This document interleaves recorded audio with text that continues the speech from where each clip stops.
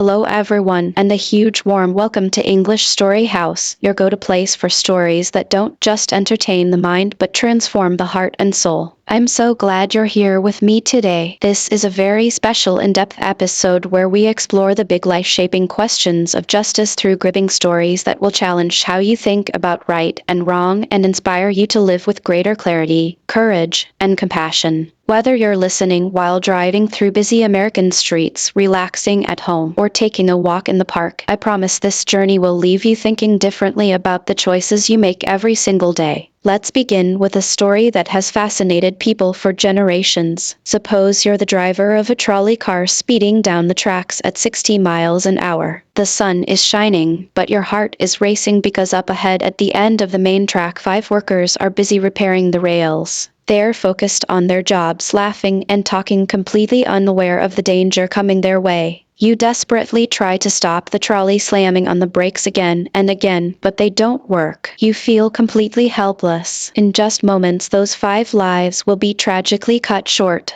Then, at the last possible second, you notice a side track branching off to the right. There's only one worker standing there. Your steering wheel still functions perfectly. You have a real choice. Stay on the main track and kill 5 innocent people, or turn the wheel and kill the one, but save the 5. What would you do? Take a moment right now and really imagine yourself in that driver's seat. Feel the weight of that decision. Most people across the United States say they would turn the trolley. Why? Because in their hearts they believe it simply can't be right to let 5 people die when you have the power to save them by sacrificing only one. It feels like the moral, responsible, and compassionate thing to do. One listener once shared a powerful connection to the heroes of United Flight 93 on September 11th. Those brave passengers chose to fight back and crash the plane in a field rather than let it reach a crowded target. They sacrificed themselves to save many more lives. In desperate moments, many of us instinctively choose the path that minimizes suffering and maximizes life. That instinct says a lot about the goodness inside the American spirit. But now let's change the situation completely and see if that principle holds strong. You are no longer the driver. You're an ordinary person, maybe a teacher, a nurse, a student, or a hardworking parent standing on a bridge overlooking the tracks in a typical American city. You're enjoying a quiet moment when suddenly you see the same runaway trolley hurtling toward those 5 workers. The brakes have failed again. You feel that same wave of helplessness. Then you notice something else. Right next to you, leaning over the railing and looking down at the view, is a very large man. He's minding his own business, completely uninvolved in the tragedy below. If you give him one strong push, he will fall onto the tracks. The trolley will stop. The 5 workers will be saved.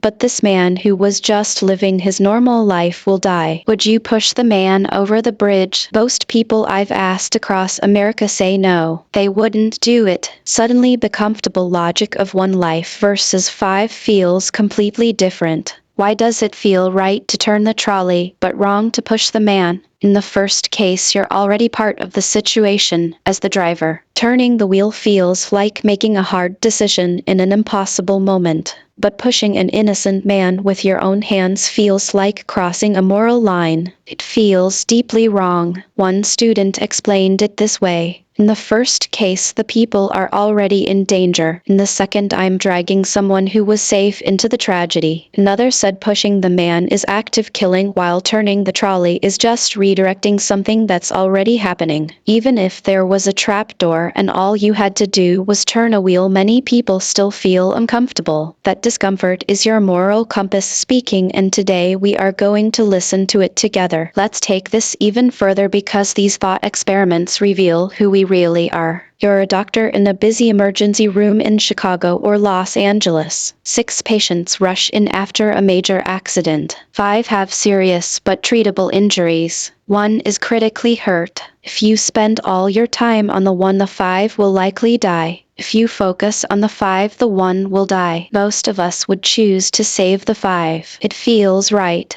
But now the story gets darker, and this is where it really challenges us. You're a transplant surgeon. 5 patients lie in the hospital, each dying without a new organ. One needs a heart, one a lung, one a kidney, one a liver, and one a pancreas. No donors in sight. They have hours left. Then you notice a healthy young man in the next room there for a simple checkup. He's taking a peaceful nap. You could take his organs quietly. He dies. The 5 live. Would you do it? Almost no one raises their hand. The room goes quiet. The same people who would turn the trolley suddenly draw a line. Why? Because actively ending one innocent life to save others feels like it violates something sacred: human dignity, individual rights, the idea that every person matters. These stories beautifully show us 2 great ways of thinking about morality that have shaped Western civilization and American values for centuries. Consequentialist reasoning says, look at the results. Do whatever creates the most good, saves the most lives, and brings the greatest happiness. Categorical reasoning says some things are just wrong, period. You don't kill an innocent person. You don't use people as tools. There are moral rules that stand above the outcome. The most influential idea in consequentialist thinking is utilitarianism, created by the brilliant 18th century English philosopher Jeremy Bentham. He believed that all human beings are guided by 2 simple masters: pain and pleasure. We want more pleasure, less pain. Therefore, the right thing to do, whether in our personal lives or as a society, is to choose the action that maximizes overall happiness for the greatest number of people. Bentham's famous slogan, "The greatest good for the greatest number," sounds so logical, so practical, so American in its focus on results and progress. But does it always hold up when real human lives are on the line? Let's test it with one of the most shocking true stories in legal and moral history. In 1884, the English yacht Mignonette was sailing across the South Atlantic more than 1,300 miles from land. A massive wave hit. The ship sank. 4 men made it into a tiny lifeboat: Captain Thomas Dudley, mate Edwin Stevens, sailor Edmund Brooks, and 17-year-old cabin boy Richard Parker. Richard was an orphan. This was his first big adventure at sea. He had dreams of becoming a real sailor. His friends had warned him not to go, but youthful hope carried him forward. They had almost nothing: 2 cans of preserved turnips and no fresh water. On the 4th day they opened 1 can. Later they caught a turtle. Then nothing. For 8 days they drifted under the burning sun with no food and no water. Can you imagine that kind of hunger? The kind that makes you desperate? The kind that tests every belief you have about who you are? By the 19th day, young Richard had drunk seawater against advice and was lying weak and ill at the bottom of the boat, close to death. Captain Dudley suggested they draw lots, a lottery, to see who would die so the others could live. Brooks refused. No lottery happened. The next day Dudley made the terrible decision. He asked Brooks to look away, spoke a quiet prayer, and killed the boy with a penknife. For 4 days the 3 surviving men lived on his body and blood. Then, on the 24th day, a German ship appeared on the horizon. They were rescued. Back in England, Dudley and Stevens were arrested and put on trial for murder. The facts were not disputed.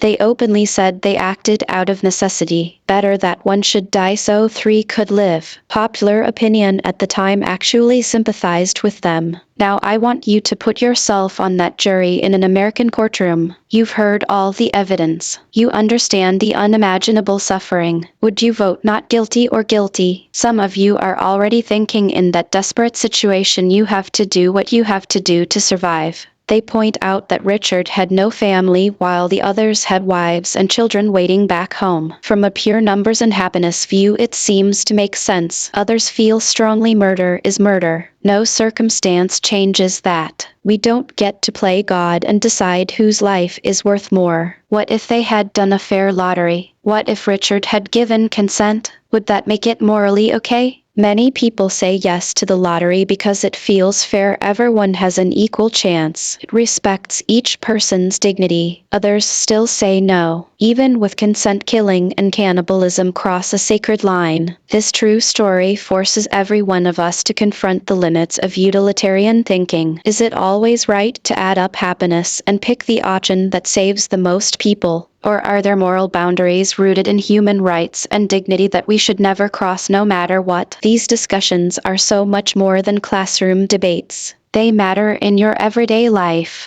When you face hard choices at work, in your family, or in society, whether it's about fairness, sacrifice, or standing up for what's right, these ideas help you decide with clarity and courage. Philosophy doesn't just teach us what to think, it teaches us how to think. It unsettles us. It takes the familiar and makes it strange so we can see it with fresh eyes. Once you start asking these questions, you can't go back. And that's a beautiful thing. It's the restlessness of reason that drives progress, justice, and personal growth. As the great philosopher Immanuel Kant said, skepticism is not a permanent home for the mind. We must keep thinking, keep questioning, and keep striving to be better. That's why I love sharing these stories with you here at English Story House. Because every time we wrestle with these dilemmas, we become more empathetic, more principled, and more alive. So right now, I want to hear from you. In the trolley problem, would you turn the trolley? Why? Would you push the man off the bridge? What changed your mind? If you were in that lifeboat with Dudley and Stevens, what would you have done? Be honest. How do these stories change the way you think about justice in America today? I read every single comment. Your thoughts make this channel special. Let me expand on these ideas a little more so you can see how they connect to real life in modern America. Think about the tough decisions we face as a nation. Should we sacrifice some individual rights for the safety of the many? Should we allow certain medical procedures that end one life to save others? Should leaders make choices that benefit the majority even if it hurts a minority? These trolley-style dilemmas appear in business when a company lays off workers to save the firm, in government policy when resources are limited, and in our personal lives when we have to choose between helping one friend or many. Utilitarianism pushes us to calculate the greatest good, but categorical thinking reminds us that some lines should never be crossed because human life has inherent worth. Jeremy Bentham wanted to create a moral system as clear as mathematics. He believed if we could measure pleasure and pain accurately, we could solve ethical problems logically. His follower John Stuart Mill later refined the idea, adding that not all pleasures are equal. Higher pleasures like friendship, learning, and justice matter more than simple physical ones. Mill's version feels even more American because it values individual liberty and personal development. Yet even Mill recognized there are limits. We can't just sacrifice people for the crowd. Now go back to the lifeboat. The men were starving. They had families. The boy was alone and already dying. From a strict utilitarian view, their choice saved more total happiness. 3 lives plus their families outweighed 1. But the categorical view says the act of killing an innocent person is wrong regardless of consequences. It violates the boy's right to life. It treats him as a means to an end rather than an end in himself. Kant would strongly disagree with what they did. He taught that we must treat people as ends, never merely as means. This idea is at the heart of American ideals of liberty and justice for all. When the case went to court, the judge faced a huge challenge. If necessity excuses murder, where does it stop? Could anyone claim desperation to justify crime? The court ultimately convicted them, though the sentence was later reduced. The ruling sent a message that some moral rules are absolute even in the worst situations. This balance between compassion for suffering and firm moral principles is something we still wrestle with today. Let's apply this to your life.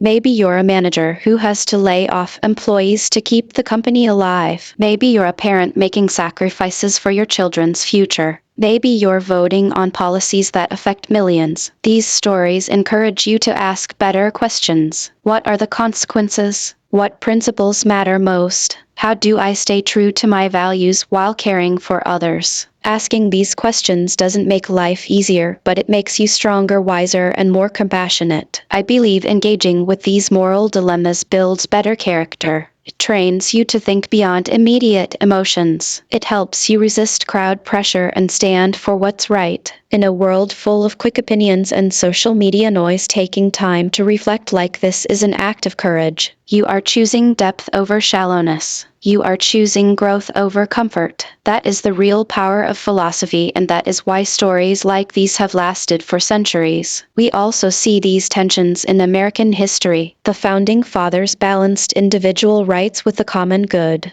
The Constitution protects personal liberty while allowing government to act for the welfare of the people. Debates over affirmative action, free speech versus safety, and healthcare access all echo the trolley problem. Do we sacrifice some for the many? Where do we draw the line? There are no easy answers, but asking the questions honestly makes us better citizens and better human beings. As we finish this episode, remember that moral reflection is not about finding perfect answers every time. It's about becoming the kind of person who faces hard choices with integrity and wisdom. It's about building a life and a society that values both compassion and principle. You don't have to agree with every idea we discussed today. What matters is that you think about them deeply and let them shape you for the better. Thank you so much for spending this time with me. You are part of a wonderful community here at English Story House that refuses to accept easy answers. If these kinds of deep, motivational, thought-provoking stories light a fire in you, please subscribe, hit the notification bell, and share this video with friends and family who love to think deeply. In upcoming episodes, we will explore more powerful ideas from Aristotle, Kant, John Stuart Mill, and real-life American struggles with equality, freedom, and moral courage. Stay thoughtful, stay curious, stay courageous. This is English Story House, where stories shape better humans. I'll see you in the next one. Take care.